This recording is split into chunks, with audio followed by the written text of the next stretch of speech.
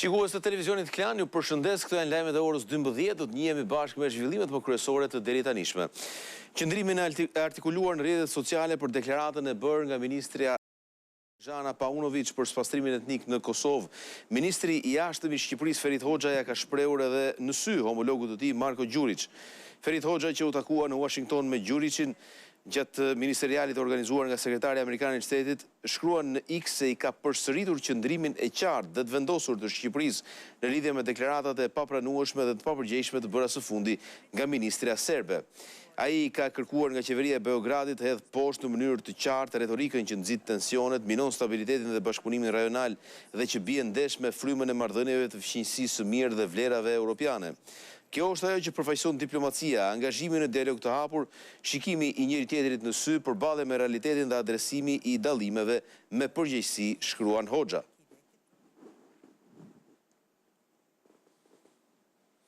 Ka nisur zbatimi i projektit Smart City, i cili do të instalojë në të gjitha shkollat dhe rrugët kryesore të Shqipërisë rreth 600 kamera inteligjente, monitorimi i të cilave do të bëhet përmes inteligjencës artificiale. Kryeministri Edi Rama tha se ky sistem do të kontribuojë për shkolla më të sigurta dhe për luftimin e krimit. Në 20 shkolla publike në Tiranë, duke nisur nga ky vit i ri shkollor, do të testohet monitorimi përmes inteligjencës artificiale, pjesë e projektit kombëtar Smart City. Sistemi i kamerave në ambientet e brendshme dhe të jashtme të shkollave do të përdoret nga inteligjenca artificiale për të lajmëruar kur evidentohen shqetësime, incidente të mundshme apo hyrje në këto institucione të personave me mjete të palishme. Gjithsesi, të gjitha autoritetet e pranishme në ceremoninë e prezantimit të projektit pilot, përfshirë edhe kryeministrin, sigurojnë se nuk synohet të fitojnë fëmijë të survejuar, por për të parandaluar çdo tragjedi të mundshme, siç ishte ajo e vrasjes së 14-vjeçarit Martin Cani në afërsi të shkollës Fanoli, që krijoi një reagim të madh publik. Parandalimi të ngrihet në një nivel tjetër. I gjithë projekti është i ndërtuar në mënyrë që sistemi të informoj në kohë reale për rrezikun.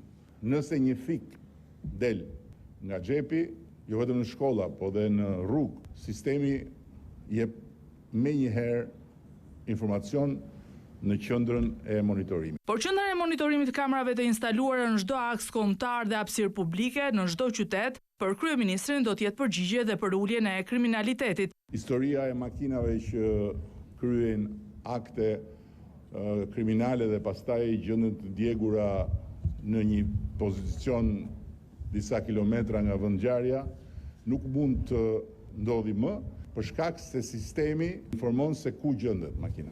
Një tjetër problematik që adreson monitorimi përmes inteligjencës, sipas kreut të qeverisë, është dhe raporti mes policisë dhe drejtuesve të mjeteve. Ndalimit të automjeteve në rrugë për kontrolle që pastaj shoqërohen edhe me shkëmbime indulgjencash mes policit dhe drejtuesit të automjetit, nuk ndodh më për shkak se sistemi informon menjëherë qendrën dhe do të jetë krejtësisht e pamundur që me kamerat e trupit të bëhen lodra të tipit isha deri këtu, shkova deri aty. Brenda verës së vitit të ardhshëm, qeveria shpreson që projekti Smart City, aq shumë i debatueshëm, të shtrihet dhe të jetë funksional në çdo cep të vendit. Shpresojmë që në 12 muajt e ardhshme e gjithë Shqipëria të jetë live. Krye demokrati Sali Berisha thotë se me zgjedhjen e nënkretarëve dhe sekretariatit, drejtimi i Partisë Demokratike është ri për të rirë. Berisha u shpreh se procesi dëshmoi rëndësinë që ka vota e lirë në Partinë Demokratike. Me zgjedhjen e ekipit të ri drejtues, përmes të cilit Sali Berisha synon të rikthejë në pushtet demokratët, lideri i opozitës e cilëson të kompletuar procesin elektoral në Selim Blo, që thotë se i shërbeu objektivit të ripërtëritjes. Ndaj dhe pas shpalljes së rezultatit, mesazhin e kishte për bashkëpunëtorët e tij të larguar, si dhe rishtarët që morën votbesimin e Këshillit Kombëtar. Ka një ripërtëritje të madhe me personalitetën ndër më të shquarat në drejtimin e Partisë Demokratike. Kjo dëshmon potencialet e saj shumë të mëdha. Votën e lirë si mekanizëm themelor të funksionimit të kësaj partie. Majorancën e akuzoi se po ecën në mënyrë të njëanshme me reformën territoriale, që sipas tij po tenton ta miratoj pa konsensus në kuvend. Edi Rama, Partia Socialiste do të shkojë veças. Ne qëndrojmë kundër variantit paraqitur nga ata, kundër formës ekzistuese, dhe do bëjmë gjithë përpjekjet tona për të kundërshtuar këtë reformë. Pavarësisht shtyrjes së afatit të punës së Komisionit të Reformës Elektorale deri në muajin nëntor, Berisha thotë se ndryshe nga majoranca e qeverisë se Partia Demokratike është e gatshme të votojë në parlament edhe një propozim të protestuesve, për të shkuar në zgjedhjet e ardhshme me një sistem të ri elektoral, proporcional kombëtar me lista të hapura. Edi Rama është i vendosur të mos pranoj asnjë kërkesë të protestës rinore qytetare. Qeverinë dhe kryeministri Rama i vurin në shenjestër të akuzave edhe për mos reagimin sipas tij të deklaratës së bërë nga ministria serbe Snežana Paunović për spastrimin etnik në Kosovë. Në aktin më të turpshëm, më vetëposhtrues, nuk guxon të shpall non grata ndaj ministrës Monster. Ky qendrim dëshmon ftyrën e vërtet të regjimit të Tiranës, një regjim vasal ndaj Beogradit. Lideri i demokratëve thotë se Rama nuk dënon deklaratën e ministres serbe, por shpall non grata shqiptarët e Kosovës dhe ata të Maqedonisë së Veriut, të cilët mbështesin protestat qytetare në Tiranë. Kryeministri Edi Rama ka uruar Serhij Koretskin për ministër i ri i Ukrainës. I uroi suksese teksa i bashkohet presidentit Volodymyr Zelenski në udhëheqjen e Ukrainës gjatë një prej kapitujve më të vështirë të historisë së saj, me guxim, qëndres dhe vendosmëri, shkruan Rama. Në mesazhin e tij, kreu i qeverisë thekson se Shqipëria mbetet e palëkundur në mbështetje të Ukrainës në luftën e saj për liri, suverenitet dhe paqe të drejtë dhe të qëndrueshme.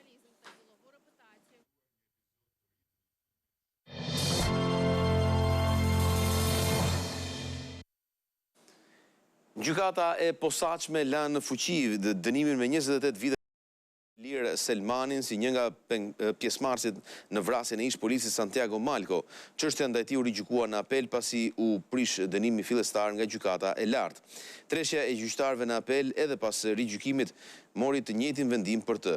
Për vrasjen e Malkos, si porositës dhe organizator është dënuar me 30 vite heqje lirie Leonard Duka, ndërkohë për disa bashkëpunëtorë të tjerë janë dhënë dënime më të ulta.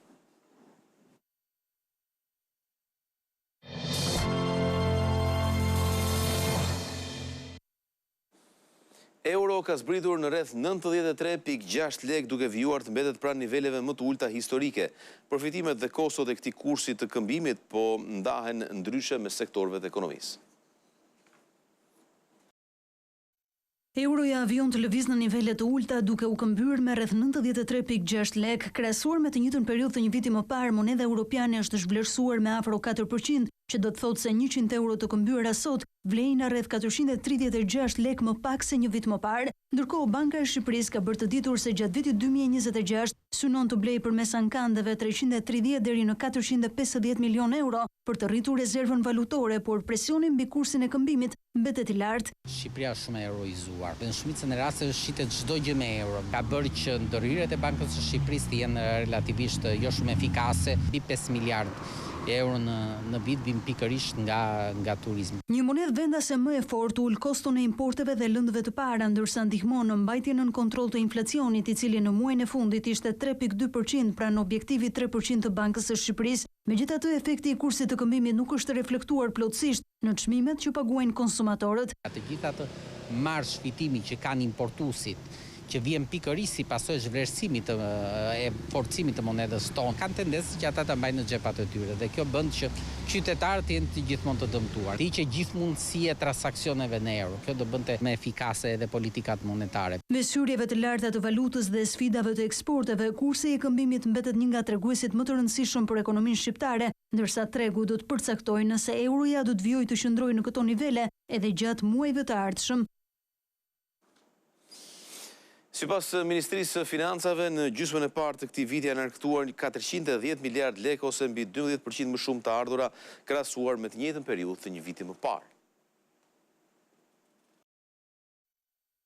Financat publike e mbyllën 6 mujorin e parë të vitit me një ecuri pozitive. Sipas të dhënave paraprake të Ministrisë së Financave, të ardhurat totale në buxhet arritën në 410.6 miliard lekë, me një realizim prej 105% të planit. Krahasuar me të njëjtën periudhë të vitit të kaluar, në arkën e shtetit u mblodhën 44.5 miliard lekë më shumë, ose 12.2%. Peshën kryesore në këtë performancë mbajtën të ardhurat nga tatimet dhe doganat, të cilat arritën në 260.1 miliard lekë, 7.3% më shumë se një vit më parë dhe 1.7% mbi planin. Rritjet të ndjeshme shënuan edhe të ardhurat nga tatimi mbi të ardhurat personale, që u zgjeruan me 16.6%, si dhe TVSH-ja neto e mbledhur në vend, e cila u rrit me 25.4%, krahasuar me 6 mujorin e parë të vitit 2025. Edhe nga sigurimet shoqërore dhe shëndetësore, u arkëtuan më shumë të ardhura. Fondet speciale arritën në 99.2 miliard lekë, me një rritje prej 13.3% në bazë vjetore dhe me realizim 102.8% të planit. Nga ana tjetër, shpenzimet publike u realizuan 357.8 miliard lekë, ose 97.4% të planit, ndërsa ishin 7.5% më të larta se një vit më parë.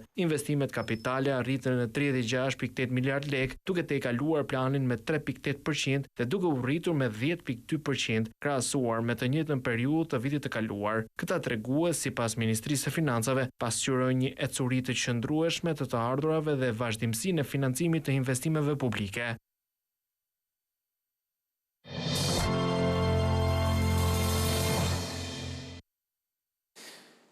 Media spanjolle La Vanguardia i ka kushtuar një reportazh Rivierës shqiptare duke përshkruar si një destinacion ku ndërthuren peizazhet e paprekura dhe trashëgimia historike. Nga Vlora dhe Laguna e Nartës tek gjiret e fshehura të Jonit, Shqipëria paraqitet si një perlë mesdhetare. Bregdeti shqiptar me mbi 400 kilometra vi bregdetare po përjeton një tranzicion të fortë mes zhvillimeve intensive turistike dhe përpjekjeve për qëndrueshmëri mjedisore. Nga plazhet me rërë të imët të Adriatikut deri në gjiret me guralec të Jonit, ky destinacion ofron një kontrast të madh mes natyrës së virgjër dhe argëtimit dinamik. Udhëtimi në median prestigjioze spanjolle La Vanguardia nis nga Vlora me shëtitoren e saj moderne. Pranë saj ndodhet Laguna e Nartës, stre e flamingove dhe e pasur me ngjalla, si dhe gadishulli i Karaburunit me ishullin e Sazanit, të cilët ruajnë plazhe të paprekura falë së kaluarës së tyre si zona ushtarake. Më në jug shfaqen perlat si Dërmiu, Gjipeja dhe Jala, që të kujtojnë peizazhet e Costa Bravës. Sipas artikullit, Himara mbetet një qytet e qetë dhe familjare me atmosferë mesdhetare të viteve 60, ndërsa Porto Palermo tërheq vizitor me gjirin e mbrojtur dhe kalan misterioze të Alipash të Pelenës. I krahasuar shpesh me Ibizën, Ksamili dallohet për plazhet me rërë të bardhë, tre ishujt piktoresk dhe afërsia me parkun kombëtar të Butrintit.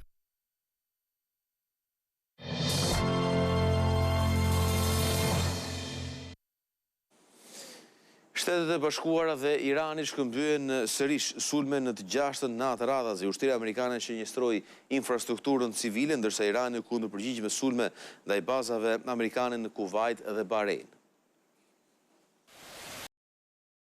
Lufta mes Shteteve të Bashkuara dhe Iranit ka njohur një tjetër përshkallëzim të rëndë pas natës së 6 radhazi të sulmeve intensive amerikane mbi objektivat ushtarake dhe infrastrukturën civile në Iran. Pentagoni konfirmoi goditjen e 10 shënjestrave, përfshirë edhe një urë në Bandar Hamir, pranë Hormuzit, ku u vran 7 persona. Sulmet amerikane goditën edhe stacione treni dhe aeroporte. Sipas autoriteteve iraniane, bilanci i viktimave nga sulmet e fundit ka arritur në 38 të vrarë dhe mbi 400 të plagosur. Teherani u kundërpërgjigj menjëherë duke sulmuar për herë të parë një qendër të operacioneve speciale amerikane në Siri, si dhe baza ushtarake të Shteteve të Bashkuara në Kuvajt dhe Bahrein. Ky përshkallëzim ka bllokuar sërish tërësisht lëvizjen e anijeve në ngushticën e Hormuzit, duke ushqyer tendencën rritëse të çmimeve të naftës në tregjet ndërkombëtare dhe duke dëmtuar rënd përpjekjet e fundit diplomatike për armëpushim. Presidenti amerikan Donald Trump akuzoi Pekinin se ushtroi ndikim të jashtëligjshëm në presidencialet e 2020-s që u fituan nga Joe Biden. Trump tha se Pekini grabiti të dhënat e 220 milion votuesve amerikanë. Siguria e zgjedhjeve pritet të jetë fokusi i fushatës së Donald Trumpit për zgjedhjet e mesit mandatit këtë nëntor, ku do të rinovohet kontrolli të dyja dhomave të Kongresit. Në një fjalim televiziv rreth gjysmore, presidenti amerikan habiti me akuzat e forta ndaj Kinës për ndërhyrje në zgjedhjet e vitit 2020 në favor të zgjedhjes së Joe Bidenit, duke publikuar edhe disa dokumente. Këto dokumente tregojnë se Kina kreu ndërhyrjen më të madhe në të dhënat zgjedhore në histori, duke përvecuar ilegalisht të dhënat e 220 milion votuesve amerikan.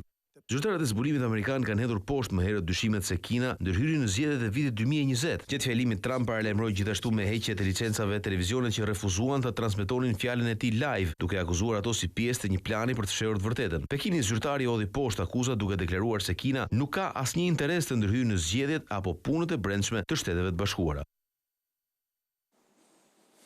Parlamenti francez I ka dhënë dritën jeshile ligjit të shumë diskutuar për vdekjen asistuar. Pas kësaj, çdo shtetas francez në kushte të veçanta do të ketë të drejtë t'i jap fund jetës së tij. Ligjvënësit francez miratuan një ligj që krijon të drejtën ligjore për vdekje të asistuar për të rriturit me sëmundje të pashërueshme. Legjislacioni I ri do të lejojë që një person të marrë një substancë vdekjepruese qoftë duke administruar vetë ose nëse fizikisht është I paaftë me ndihmën e një mjeku ose infermieri. Asambleja Kombëtare e miratoi nismën me 291 vota pro dhe 241 kundër. Francezët shprehën pikpamje të ndryshme, disa mirëpritën masën si një hap drejt lejimit të njerëzve të vdesin me dinjitet. Mendoj se është mirë që kjo u miratua që njerëzit të paktën mund të marrin vendimin ndërsa janë gjallë dhe me mendje të shëndosh, dhe mbi të gjitha të largohen në rrethana dinjitoze. Të tjerët thanë se shteti duhet të përqendrohet në mbështetjen e jetës në vend që të ndihmojë vdekjen. Qeveria po kërkon të na ndihmojë të vdesim, ndërkohë që duhet të na ndihmojë të jetojmë. Është një situatë e mjerueshme. Sondazhet e bëra përpara se të miratohej kishin treguar një mbështetje me mbi 80% për këtë vendim. Ishte ky dhe informacioni I fundit për këtë edicion lajmesh. Bashkë mirupafshim.